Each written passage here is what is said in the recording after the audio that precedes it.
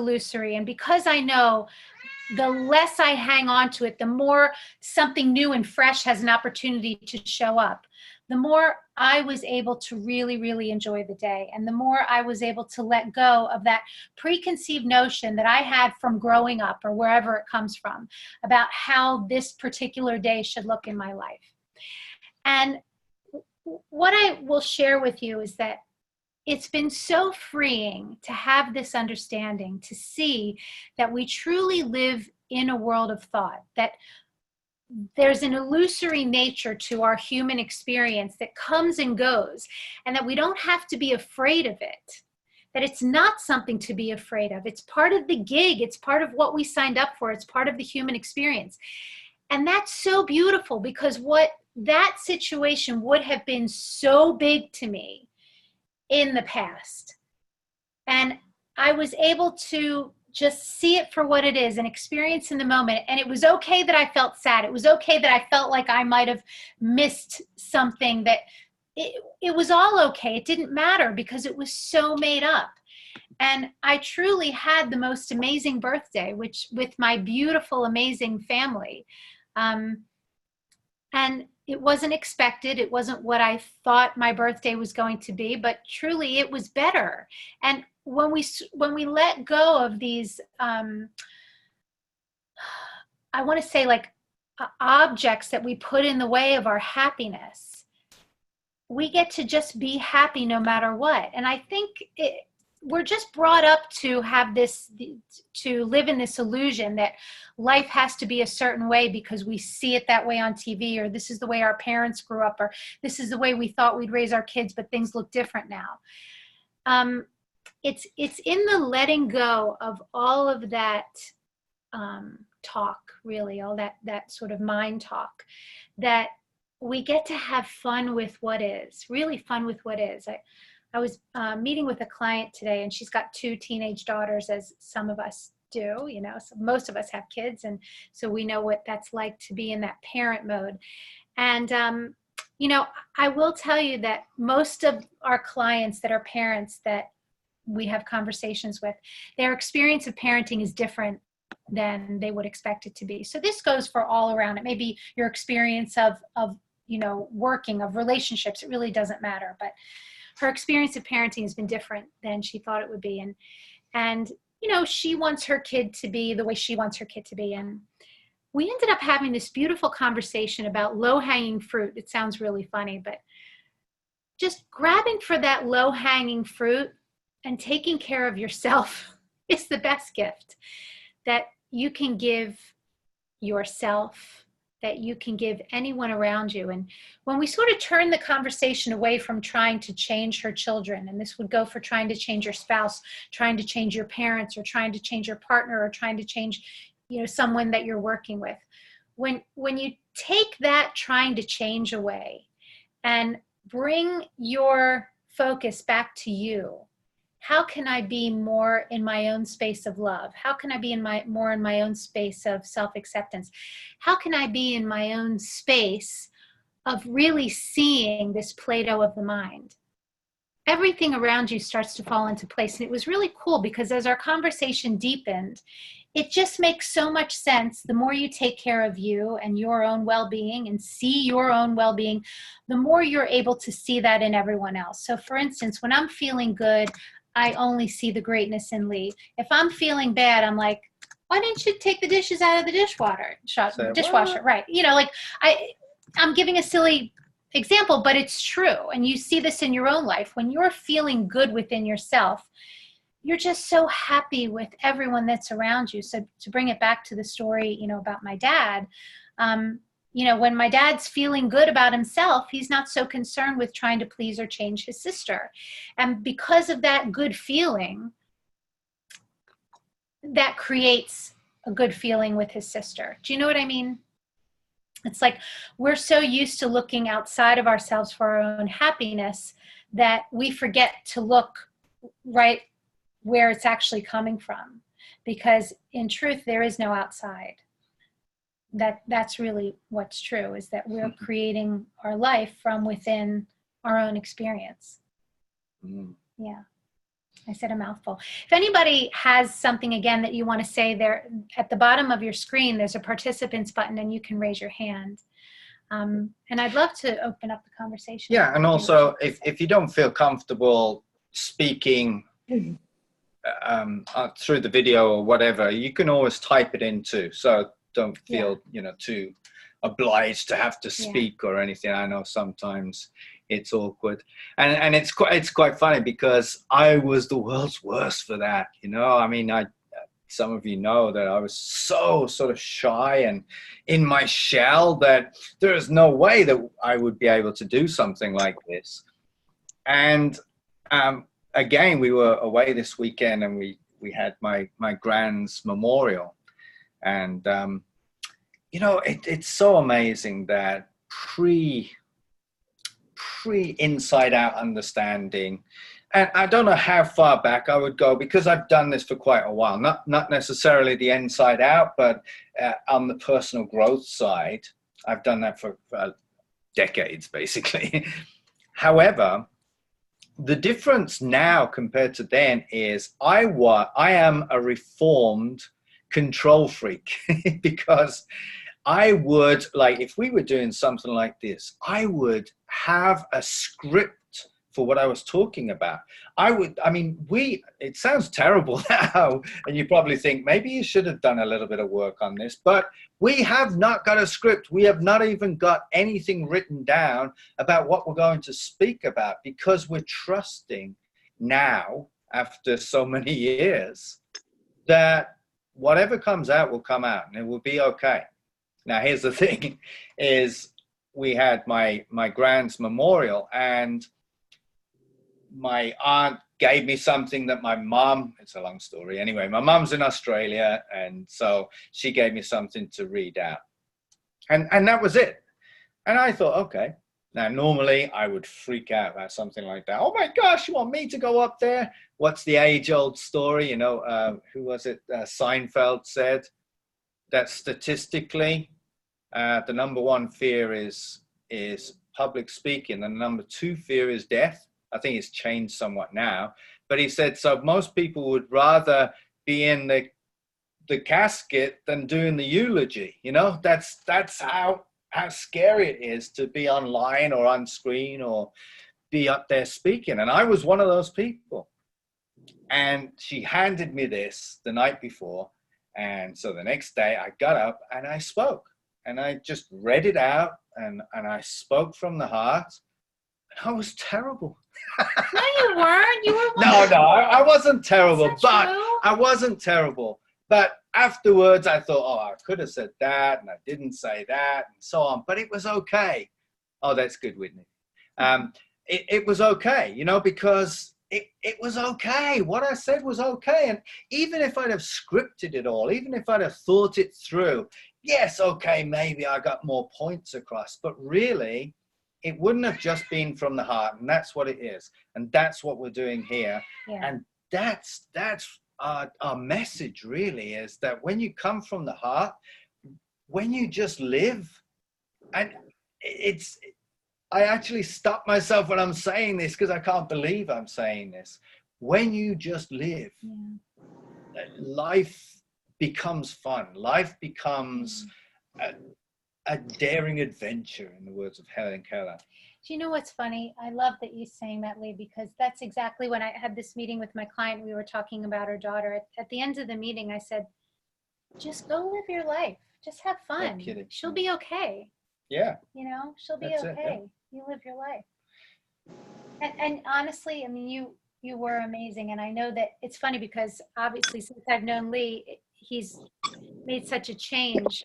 That would have freaked him out before, somebody handing him a script and saying, here, your mom wrote this and she wants you to read it. Would have, you know, he would have been up all night. He would have been practicing, you know, where he was going to emphasize things. I would have been crazy about it. Yeah, you would have been nuts. And instead you just got up and did it. And I believe that now that we really see that our experience is not coming from anywhere other than from us, life just isn't so scary. And I will tell you that this connection that we have to our own inner wisdom, this knowing that we have to our own inner wisdom, is so strong. And once you get used to just trusting it, because we can all hear our own inner wisdom. How many times have you said to yourself, I knew this and I went and did it anyway. I should have listened to my gut. I should have listened to my wisdom. I went and did this, and in my heart, I knew it was the wrong thing. We've said that a million times. Once we start listening to this own inner wisdom that we have, I feel like we're just in a boat and the tide's taking us wherever we need to go. And it's all okay. I saw another client today, and it was funny because initially I had this one scenario in my mind that I thought, well, I'll talk to him about this. And I thought, what? I'm not going to plan what I'm going to talk to the guy about. I'm going to show up and see what shows up. And it was funny because my wisdom said to me before I went into our meeting, what I initially thought wasn't right for today. And I was right. I walked out. We never talked about what I initially thought. I knew it wasn't right to bring it up. Didn't make any sense. Imagine how freeing it is to just go into life without it having to show up the way that your mind, that your personality, that your personal thinking thinks it needs to be. Imagine how freeing that is. That's what we've experienced. And I still get scared. I still have frightening moments. I still don't know what to do. But underlying that, and that's what Lee and I have been talking about, like even underlying like our scariest moments, we know that everything's okay. Like we know that there's a force much stronger than what our minds can make sense of that's guiding us through life all the time. And that, it's funny, even when things feel scary, there's that knowing there that it's an experience and it's going to even out because we do float. We do have that ability. We're like a cork. When you don't push the cork down, the cork floats. And we don't have to teach a cork how to float. It's like us. It's like our bodies. If we go into the water and we stop kicking around, we float. I've tried it out. It works. You go in the water and you just relax your body and you float. You breathe and you float. And that's such a beautiful analogy to our own ability as human beings to experience life and know that whatever's happening around us, that we've created a story about, it's okay. It's really okay. Yeah, I mean, another part of that, we went to like a network meeting. We weren't necessarily going there to network. We were just going there because to support our friends were there. And I felt that sudden, I didn't know anybody, and they were all chatting, and it was all sort of like, it was almost cliquey. And I'm thinking, wait a minute, it's network meeting. How can it be cliquey? But it felt that way. And I really started to get that self-conscious feeling, and I suddenly clicked. And that's the beauty of it. It's just awareness. There's nothing really to do. And that used to drive me crazy, being a control freak. But it just suddenly dawned on me that I was making up these stories, that I was different to anybody else, that everybody knew everybody and I was the outsider, and everybody else was comfortable with this. And I was the only one feeling uncomfortable at that moment. I mean, who doesn't feel uncomfortable in some way when you go to some sort of network meeting? And it's amazing. And then again, we went to the weekend to see our family. And of course, I'm totally relaxed, enjoying it, enjoying life, not trying to be somebody or not trying to act in a certain way. And I thought, what is the difference between just going with our family? There were probably as many family members as there was in a network meeting. It was quite amazing, actually, how many we had there. And I was thinking, well, what's the difference? Well, the difference is familiarity, right? The difference is, well, I know a lot of people there, and we've got past and we've got history and so on. So it was, and then I realized it was a totally made up story. What if I just walk into a place like that with that same inner feeling that, I'm the same as everybody else. What do they say? What is it? Strangers are just friends you haven't met yet, that sort of thing. Yeah. And it's not like I go in there and go, I didn't do that with my family either. So, but it's not like I have to go in there and pretend. It's the complete opposite. And once I I actually realized what was happening. I actually just calmed down. I wasn't like the life and soul of the party talking to each and every person, but I was okay. I was okay, Yeah, and that's the most important thing. and that used to be very stressful for you. Oh my gosh, that was my worst nightmare. Yeah. Networking and speaking in public. Oh, yeah, and just people in general. Just people, yeah. Yeah. So, and it's just been so very interesting because, you know, I'm a people person. I love to be around people. I get very energized around people, and I get very excited. And Lee comes from a different ilk, right? He doesn't, you know, for him, being around a lot of people can be very uncomfortable. And to see the difference in Lee, now that he very clearly understands that we're only ever experiencing our thought in the moment. And when we see that it's just that, and that it's illusory and transitory, and it shifts and changes, and we have opportunity to see things differently, it's just not so scary anymore. So imagine, you know, taking that into your workplace, taking that into the holidays, taking that into, you know, your relationship with your children or your spouse. Things just aren't quite as scary. And that's what I've found with this understanding. It's given me such a freedom to be okay with being sad, and to be okay with being scared, and to be okay with, you know, feeling anxious, because I know that it will pass. And I know that it's made up in my mind. You know, I'm not really experiencing a scary moment. I'm experiencing my thinking about a moment, and it may look scary at the time, but there really isn't anything scary about it other than my own thinking about it. And for me, that's been so very, very freeing. I'll tell you another part. I'm going on about the weekend a little bit here, but there were so many learnings there. And, Absolutely. That was that in my previous life, I came from an NLP training, and in NLP, it wasn't that they told you that this was the way it was, but I somewhat forced myself to be, you know, I am powerful, or I am confident, or I am whatever, and try and put myself in that state the whole time. And I was fearful of any sort of negative emotion. And I knew that it was the best way was to completely turn that emotion around, you know, immediately. Right. So get your butt out the camera. Oh, dear, Andy. I mean, the cat, sorry.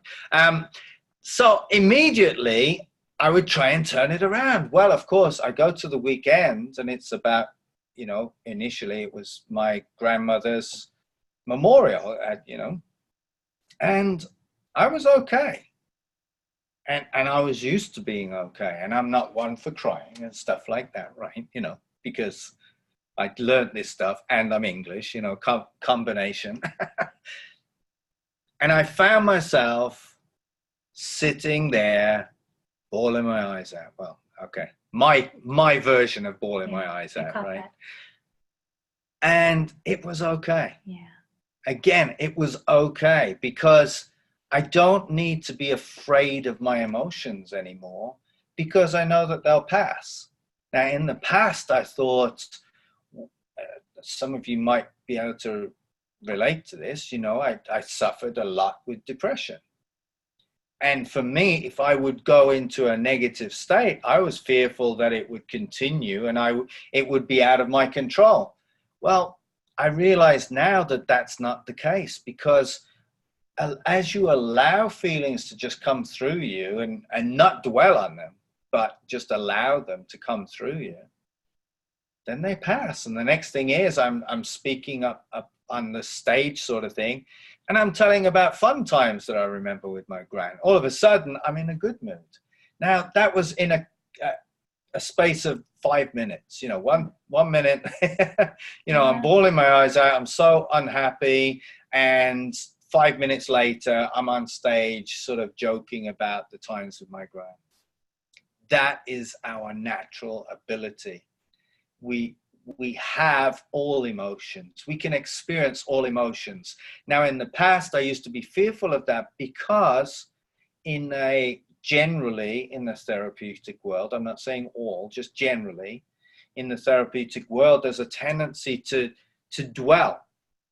They almost pinpoint the negative feelings and then go into it and then go into it more and go into it more. Now, as a consequence, you're feeling horrible. You go in there just because you were fed up because somebody cut you up in traffic. The next thing is you're thinking of your past and you're thinking of all the most horrific things that ever happened to you. Now, that's not what we're talking about. We're talking about in the moment, negative, positive, whatever feelings that are going on. We're allowed to be us, you're allowed to be you. You're allowed to be a human being. How amazing is that? I truly don't think that I've experienced that for the, 29 years I've been on this planet. Okay. He tells everyone he's younger than me. He's not.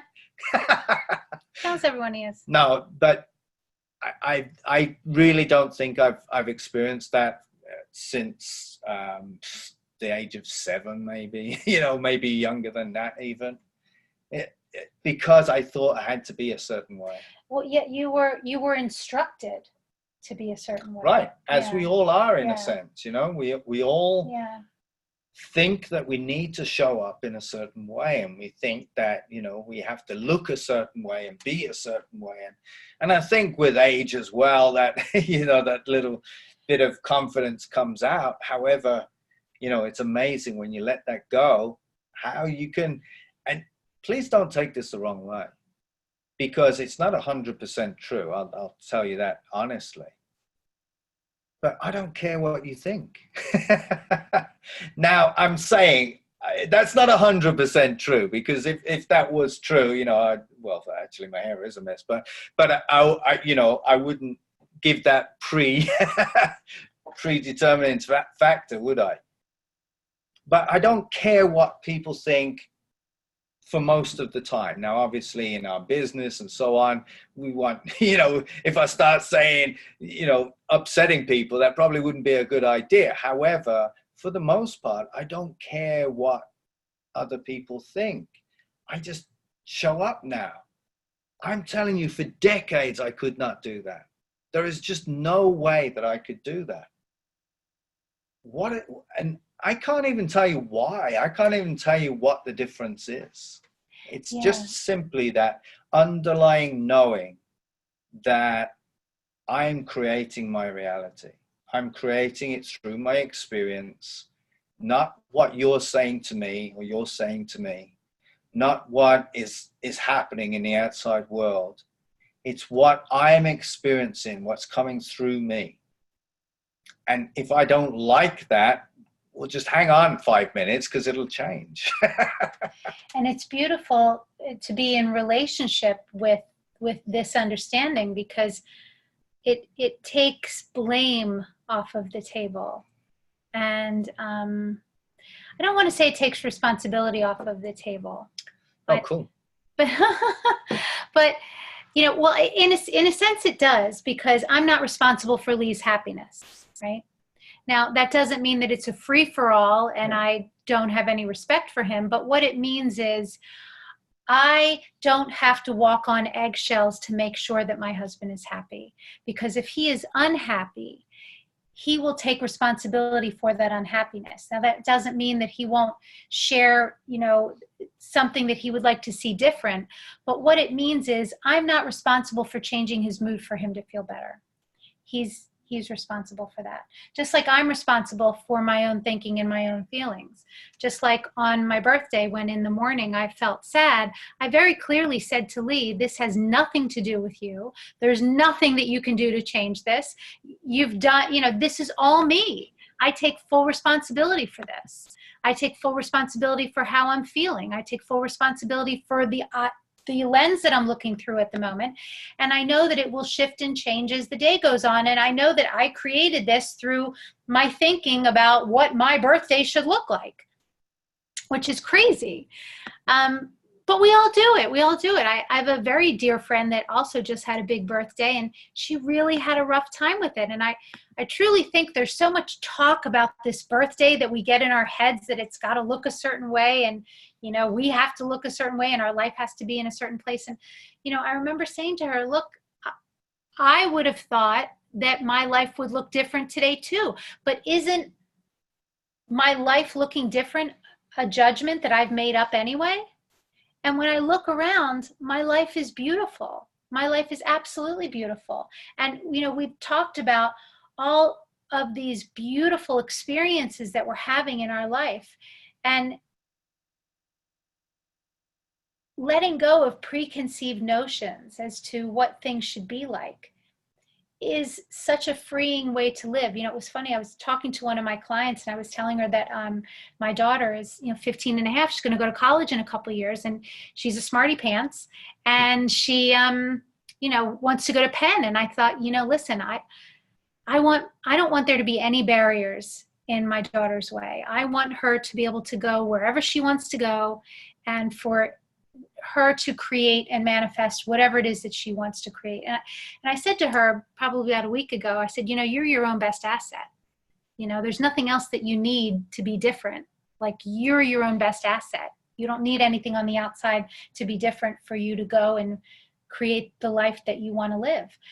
And, I had in my head, oh my God, she goes to Penn. How are we going to afford that? I'm thinking all these things. And Gina said to me, she said, but your daughter, she's telling me, I love this. She goes, but your daughter's on her own path, and whatever happens, she signed up for that. And I'm like, that's right. She signed up for it, because her upbringing is different than my upbringing doesn't mean that it's wrong. Doesn't mean that it's right. It means it's her experience. And that just takes all the pressure off of life having conditions on it for us to be happy and okay. How freeing and beautiful is that? Mm-hmm. It's funny, we spent the weekend with Lee's family, and I hope none of you are allergic to cats. And it was interesting because, everybody's in a different space in their life, but there was sort of a theme where, a lot of his family that are around our age, maybe a little bit younger, they have these very, I would say, stressful jobs. Mm-hmm. And they kept coming up to us saying, well, you have such a cool life. You guys have such a cool life. You guys have such a cool life. And it's funny because, initially you think, no, I don't. And then we're like, wait a second. Yeah, we do. We do have a really cool life. Our life looks different than a lot of people's lives. I would think it's not as conventional as most of the people that I grew up with. Now, the people that are in our universe have a sort of a similar lifestyle, I would say. But most people, it is untraditional, I would say. And it's fun to be untraditional, we found. I think when we take all these rules off of, like, the pressure of something having to be a certain way for it to be okay, a standard that we create in our own mind, some thinking that looks very real to us. When we see that that's all it is, we can relax into our world and enjoy it rather than always thinking things will be better when. And I know so many of us suffer from that. I mean, who doesn't suffer from things will be better when? I think there's three main areas to life, isn't it? Mm-hmm. Health, wealth, happiness. We always said that. And, in my coach, I've been a coach for like 20 years, not coaching in the inside out, but coaching in general. And it's always been that health, wealth, and happiness. Well, what the beauty of this is, so in terms of health, when we think outside of ourselves and look outside of ourselves, this is not to say that we don't go to the doctor and we don't do the things that we're supposed to do to look after ourselves. It's just that we give the energy to the inside feeling. as opposed to the energy to that constant outside looking at how can I fix my health, or how can I look better, or how can I do this, do that, do the other. It's so amazing. We see people so often, and they have plastic surgery and they do all these crazy things, and to me it's like, you look worse. Well, I mean, I'm going to say a caveat is that if you want to do something because it's fun for you and it feels good, do it. But that isn't a caveat. Okay. That isn't a caveat, because when you do something and that feels better and so on, it's usually because from the inside you've got that idea. But what happens, the type of people I'm talking about, is that people who have this work and they look worse. And why do they look worse? Not because the plastic surgery wasn't good or whatever they had wasn't good, but they don't feel good. They do not feel good. I mean, there was a book, what was it? The Psycho-Cybernetics, that came out in the 60s. And it was by a plastic surgeon who found that most of his clients, when they had the work done, his plastic surgery in the 60s, so it was like some sort of deformment predominantly that he took care of. And what would happen is they would still see themselves exactly the same. And the reason is because they were trying to fix the outside to make themselves better inside. That's so interesting. That's in terms of health. In terms of wealth, it's shown statistically, I don't like statistics, but still, it's shown statistically that when you reach a certain level, now, of course, if you haven't got a roof over your head or food to eat, that's a problem. But as soon as you've actually fulfilled that part of it, so you've got a basic income, let's say. After that, in terms of happiness, money doesn't make much of a difference. It's easier said than done. I appreciate. Just the same with health. When you can fit into your pants, you feel a heck of a lot better than when your stuff is coming over it. He means muffin top.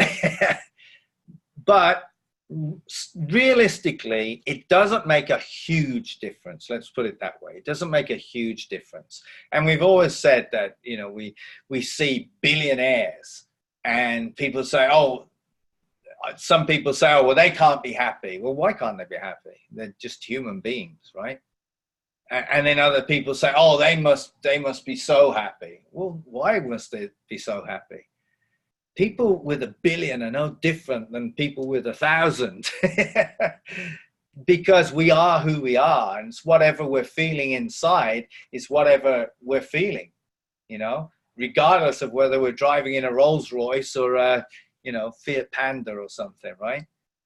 And then in terms of relationships, so that's what I put as happiness, health, wealth, happiness, is our relationships. Well, if we're not happy within ourselves, we're not going to be happy with anyone. And that age-old thing, it's Andy's favorite. What was the, I've forgotten his name now. The You Complete Me, Mini-me? Actually, that was You Complete Me. You're right. Yeah. I got the wrong one. Sorry. No, you had me at hello, but he said that you complete me, didn't he? Yeah. But of course, I know Austin Powers said it too, right? But what was that film? It was Jerry Maguire. Jerry Maguire. There you go. And he said, you complete me. Well, as I say, it's Andy's favorite, but I say, well, no. Two halves don't make a whole. Two halves make two half people. You got to complete yourself. And as a consequence, and when I say got to complete yourself, you got to realize that you are whole. There is nothing to do, which is amazing. But when you realize that you are a whole and you're okay regardless, that gives you the opportunity and that gives you the energy to attract the person that's also whole and complete within themselves. Yeah. That's interesting, because that's so often we talk to people that want relationships in their life. They want a partner, and that's normal, right? Who wouldn't want a partner and have a happy relationship? And we always say the same thing. You get you feeling really, really good, and you'll attract a relationship with somebody else who feels really, really good. But to think in a moment of I feel bad, and as soon as I get a relationship, I'll feel better, you're just going to end up in a relationship with two people that are hoping to feel better and relying on the other person, which will never work out. So mathematically, two halves do make a whole. But as far as relationship, the best thing that we can do is to see that there's nothing for us to fix or change in order to create what it is that we want to create, in order to have a happy relationship, in order to have prosperity in our lives, in order to have good health. It's the beating up of ourselves. It's the thinking that what we want is outside of us that gets in our way of enjoying what already is. And once we enjoy what already is, that's when we get in the boat and we're floating down the river and we're okay with life. Life feels good. And there's no more pressure on us to have to be a certain way to enjoy a relationship, or to have a certain thing to enjoy a relationship, or, you know, to show up as inauthentic, right? So we were just having a conversation last week on our show Rise and Live about, you know, dating and meeting new people. And we get in our heads, the big thing in this, you know, online dating is presenting yourself as you think people want to see you, rather than presenting yourself as you are. So there's this inauthentic person presenting themselves to an inauthentic person, hoping that this inauthenticity matches for the other person that's inauthentic. And we were talking about how cool is it to just be okay with who you are and what you have and what's going on in your life, and show up in the world like that. You're more likely to meet somebody else who's okay with who they are. And that just takes the pressure off of the outside and puts the focus on the inside, which is where our experience comes from anyway. And where we make mistakes because it looks real to us is that we think in the having that we'll feel better.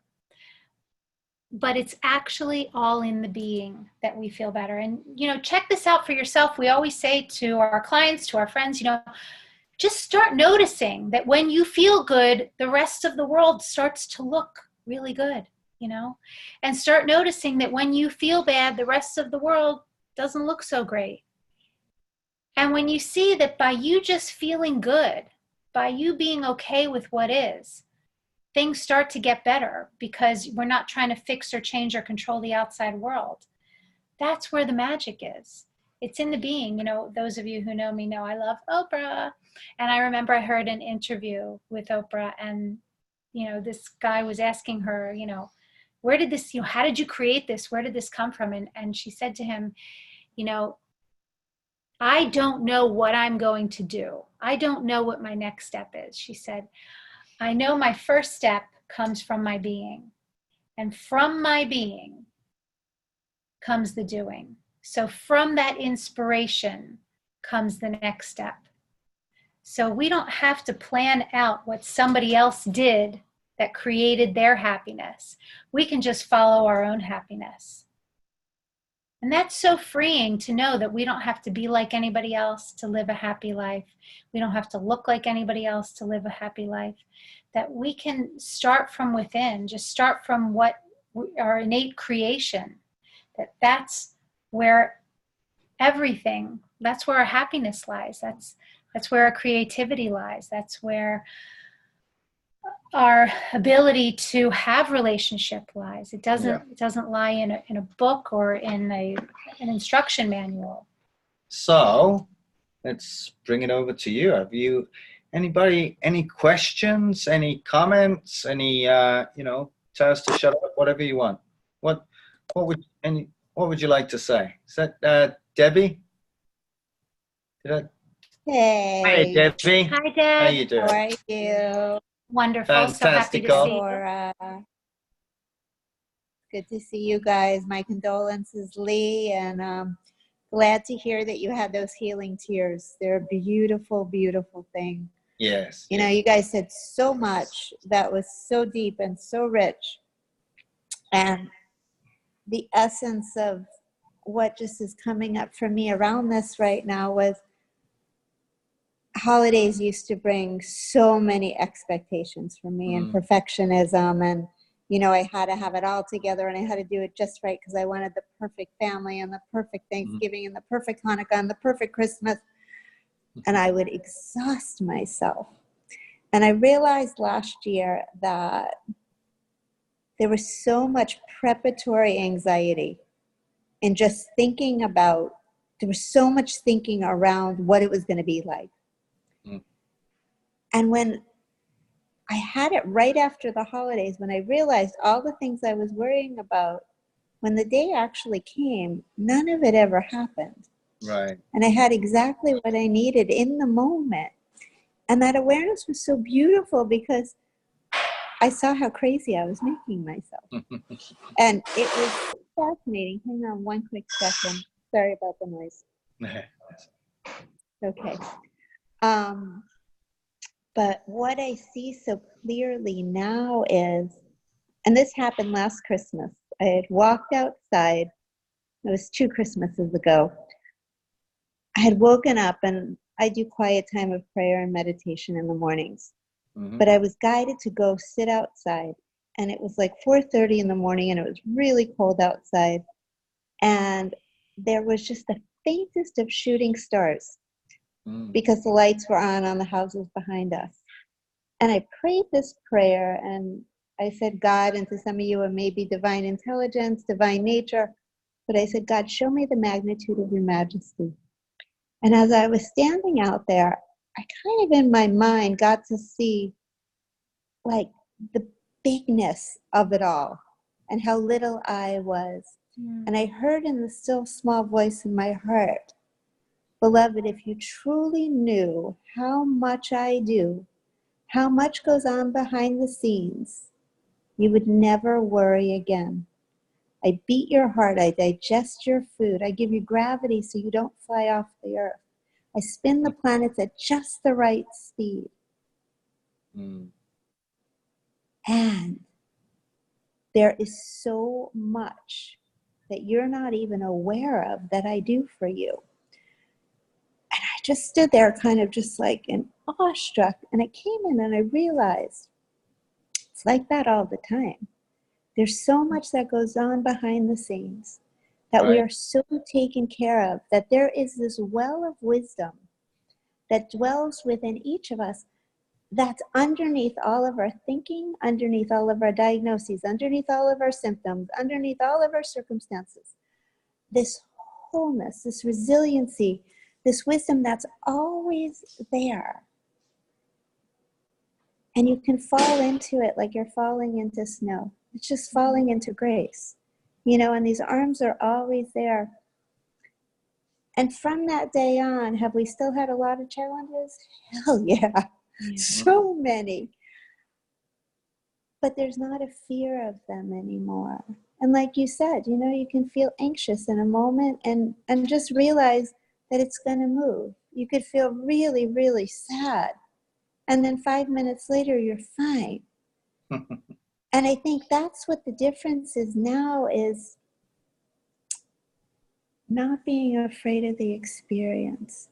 Because I know so well that those hands of grace, those hands of love, that infinite well of everything we need is there when we need it. Yeah. It may not show up until the 11th hour, 59 minute, 59 seconds, but it's always there. It's always there. Thank you guys so much. Thank you, Debbie. That's Thank great. you, I Deb. love That was so perfect. And so, yes. Yeah. Yes. It reminds me So of that spot on. quote, That's actually. just it. I've forgotten who said it. But he said that I've had many heartaches and traumas in my life, some of which actually happened. Yeah. And that's, as you're saying, you know, our preconceived ideas as we go into Thanksgiving, you know, we don't really serve that too often in England, but hey, you know, I've done Thanksgiving for the last 5 years, and then Christmas and so on. And yeah, as you say, you know, it's more the build up to it than the actual event itself. They say that a coward dies 1,000 deaths and the hero only once. we just create these images and these ideas and they can be good too, but it's so often that we're living our lives in our heads, when, as you say, there's so much beauty out there, and there's so much for us to see and to experience and to be grateful. And that gratitude, I mean, this was a great learning for me. And again, remember, when we say this, it doesn't mean to say that anything was wrong. It's just our experience, you know. And what I've experienced, I had a real hard time doing gratitude lists. Not because I wasn't grateful necessarily. It was just like, oh, okay, I'm grateful. I'm grateful. And I almost felt like it didn't feel like it was a chore. And yet now, when I can just experience life, I just feel naturally grateful. Like you said, you went out and you saw like the shooting stars, and you start to notice so much more. And then I feel, anyway, that I'm naturally grateful. I don't need to write it down, because it just happens, and and if ever I feel a little sad or I feel a little low, I start to realize, whoa, I'm in my thinking. As a consequence, as soon as I realize I'm in my thinking, suddenly I notice, oh, we live in Florida. I coming from England, that is heaven for me. Again, we went to Atlanta. It's like 30-something degrees. I mean, it wasn't that bad, but it was 30-something degrees. Oh my gosh, I thought I was in the Arctic, you know.